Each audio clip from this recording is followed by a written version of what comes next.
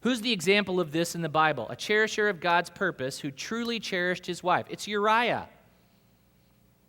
Uriah happens to be the poor guy whose wife was violated by King David. His wife was Bathsheba.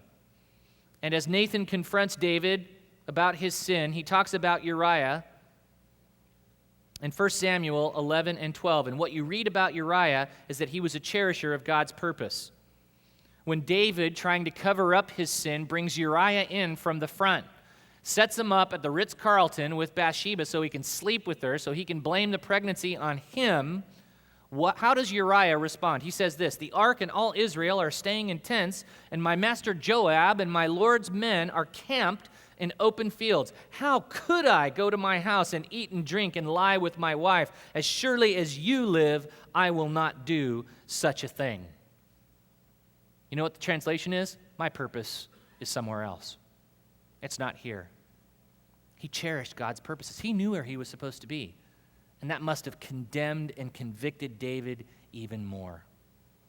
Then Uriah cherished his wife. Nathan, when he goes for the come to Nathan meeting, with David, tells the story about the rich man and the poor man, and the rich man has a ton of sheep, and the poor man has just one ewe lamb, and he's describing the poor man with the one ewe lamb, and these lambs are women. David could have any woman. Okay, he's the rich man. Uriah had his one, and it was special. And Nathan says, it slept in his own bed. He nurtured and cared for that lamb. He raised it. It grew up with him. He shared his food, drank from his cup, slept from his arms. It was like a daughter. The picture is of cherishing Bathsheba. So, cherish the one. If you're not married, begin cherishing her now by disciplining yourself and being committed to sexual integrity. If you are married, cherish the one that God has given you by loving her unconditionally, giving up your rights, and acting in spite of feelings.